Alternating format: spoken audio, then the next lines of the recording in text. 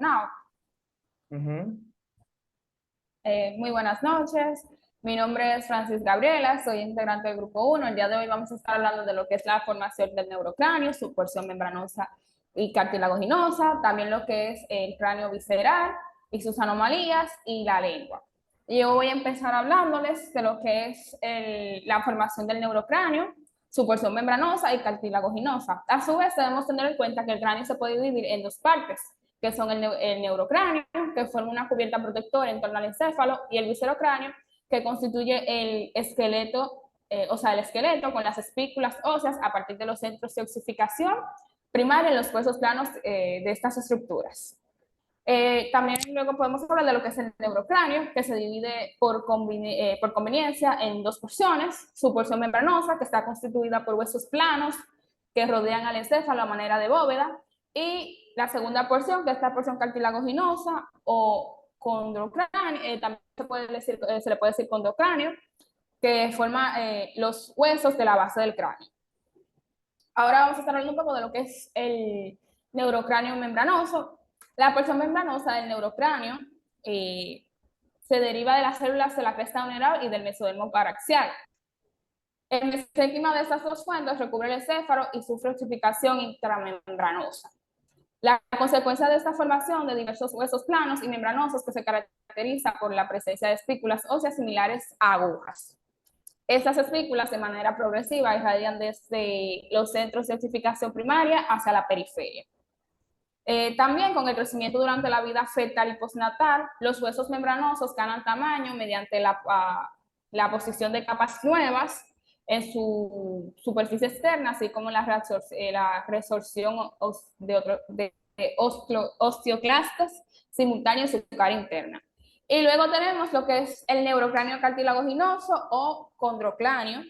El condrocráneo cartilaginoso o condrocráneo está constituido al inicio por una serie de cartílagos independientes, los que se ubican frente al límite rostral de la notocorda, que termina a la altura de la glándula hipófisis en el centro de la silla turca, derivan de las células de la cresta neural.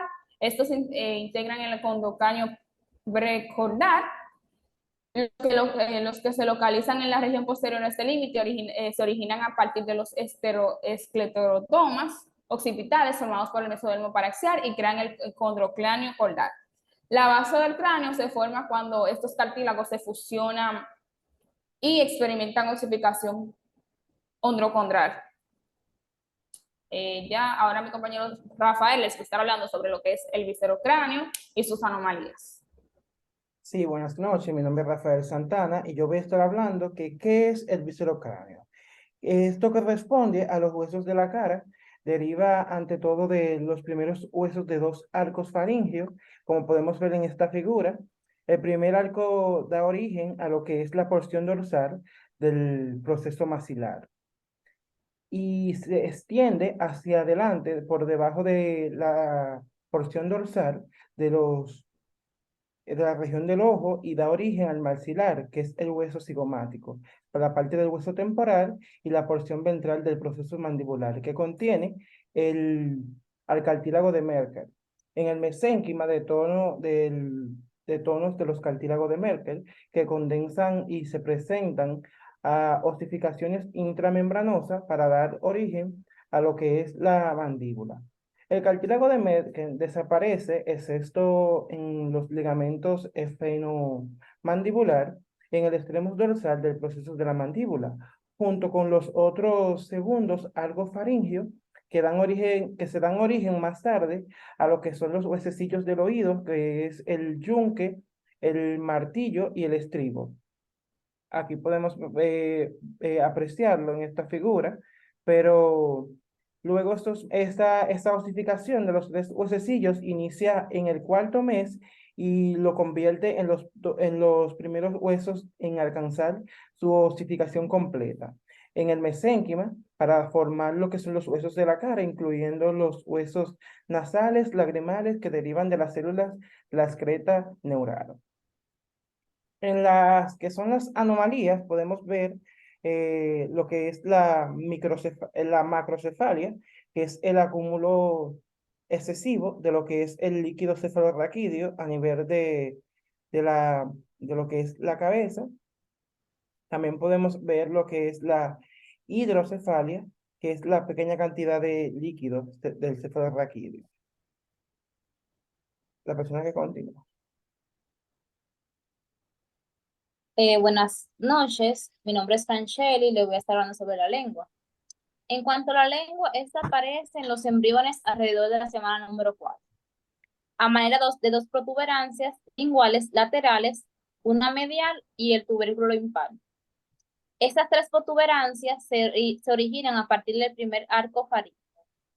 Una segunda protuberancia medial, que es la cúpula o eminencia hipobranquial, es formada por el mesodermo del segundo tercer y parte del cuarto arco faríngeo.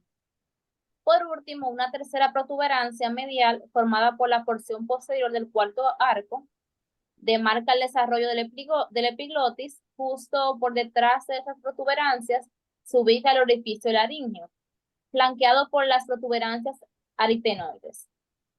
En la imagen podemos observar una porción ventral de los arcos faríngeos desde una vista superior que muestra el desarrollo de la lengua desde el arco 1 al 4 de los arcos faríngeos sesionados. En la figura A, la lengua tiene 5 semanas, el embrión, y en la figura B tiene 5 meses. Se puede observar el foramen ciego, que es el sitio de origen del primordio tiroideo. Al crecer, las protuberancias linguales laterales rebasan el tubérculo impar y se fusionan para dar origen a los 2/3 anteriores o cuerpo de la lengua. Debido a que la mucosa que cubre el cuerpo de la lengua se origina a partir del primer arco faríngeo, la inervación sensitiva para esa región proviene de la rama mandibular del nervio trigémino. El cuerpo de la lengua es separado del tercio posterior por un surco en forma de V, denominado surco terminal. La protuberancia posterior o raíz de la lengua se origina a partir del segundo, tercero y ciertas porciones del cuarto arco faríngeo. El hecho de que la inervación sensitiva hacia esa región de la lengua provenga del nervio glosofaríngeo indica que el tercer arco tiene mayor contribución al desarrollo de la raíz de la lengua. En cuanto al epiglotis y el extremo posterior de la lengua, están inervados por el nervio laríngeo superior, lo que revela su desarrollo a partir del cuarto arco faríngeo. Algunos de los músculos de la lengua quizás se diferencian en in situ, pero la mayoría derivan de los mioblastos que se originan en los somitas occipitales. Así las musculaturas de la lengua es inervada por el nervio hipogloso. La inervación sensitiva general de la lengua es fácil de comprender. El cuerpo de esta está inervado por el nervio trigémino, el nervio del primer arco. La región de la raíz está inervada por los nervios glosofaríngeo y vago. Las estructuras nerviosas del tercer y del cuarto arco, respectivamente. La inervación sensorial especial gustativa para los 2 tercios anteriores de la lengua es provista por la rama de la cuerda del tímpano del nervio facial. En tanto, la del tercio posterior depende del nervio glosofaríngeo. En cuanto a la glándula tiroides, aparece de manera de proliferación en el piso de la faringe entre el tubérculo impar y la cúpula en un sitio más adelante indicado en el foramen ciego. Hasta aquí mi exposición. Muchísimas gracias.